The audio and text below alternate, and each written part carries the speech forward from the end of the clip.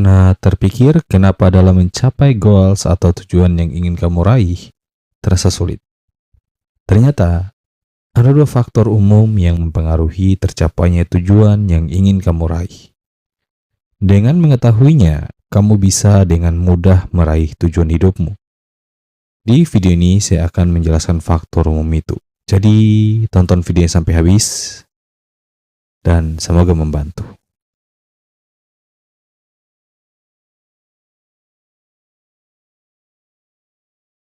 Sebelum memulai videonya, selamat datang di channel Topik Pemikiran. Kenalin, nama saya Rian. Saya bikin channel ini sebagai wadah dokumentasi untuk berbagi apa yang sedang saya pelajari. Dan posisinya kita sama. Kita sama-sama belajar, jadi berikan kritik dan saran kalian di kolom komentar ya.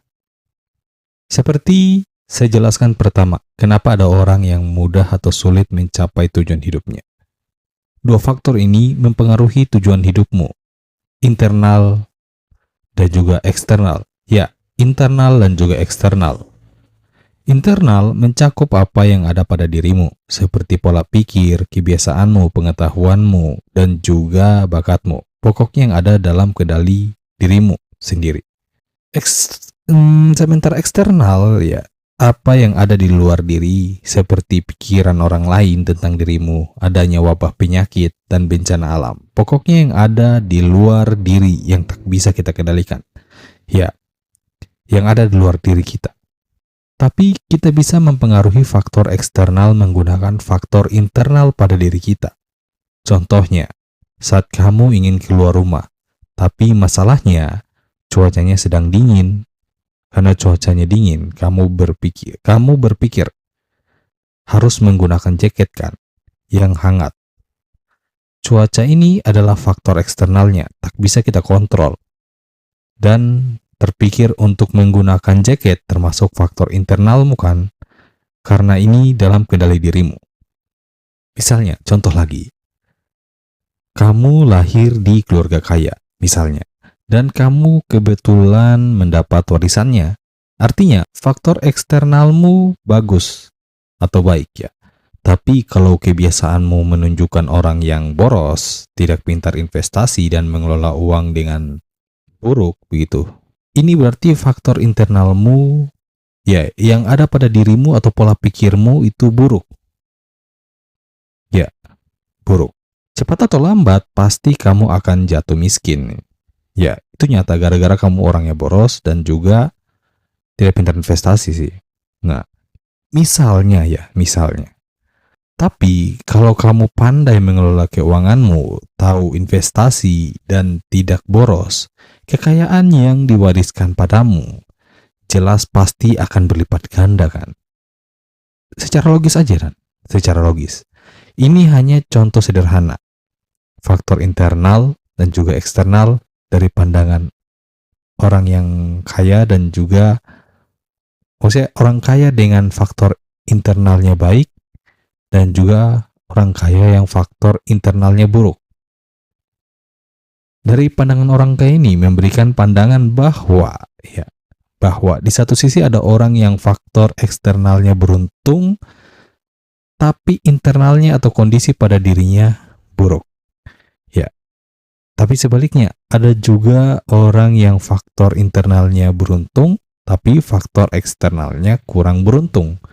Ya, kurang beruntung. Dari penjelasan saya tadi ya, dan contoh perumpamaan orang kaya yang dapat warisan tadi, kemudian dari kedua faktor umum eksternal dan internal ini, coba pikir lagi bagaimana dampak dari kedua faktor ini mempengaruhi kehidupan kita, walaupun ini faktor umum yang kita ketahui, yang sudah memang kita ketahui. Jadi cara terbaik kita untuk meraih tujuan hidup cukup simpel sih, yaitu dengan memperbaiki faktor internal terlebih dahulu. Ya, memperbaiki faktor internal terlebih dahulu. Ini agar kamu bisa mempengaruhi faktor eksternal yang meliputi goals atau tujuan yang ingin kamu capai. Kemudian memperbaiki situasi dan kondisi yang sedang kamu alami saat ini dengan memperbaiki faktor internalmu. Ya, walaupun ini bisa juga sambil jalan ya. memperbaiki faktor internal, dan juga memperbaiki faktor eksternal. Ya, bisa berjalan berbarengan begitu. Sama halnya dengan yang saya lakukan, ya, yaitu membuat channel ini. Ya, membuat channel ini. Saya memperbaiki faktor internal saya terlebih dahulu. Dari segi komunikasi, karakter pembawaan channelku, dan kreativitasku tentunya. Sambil membenahi juga faktor eksternalku, seperti kualitas kamera, studio, dan sebagainya. Tapi saya fokus memperbaiki kualitas diri saya dulu. Yang utama, ya, memperbaiki faktor internalku dulu. Itu yang utama sih, yaitu faktor internal diri saya ya. Betul, faktor internal diri saya. Dan kebetulan saya suka baca buku ya. Saya ingin merekomendasikan buku ini.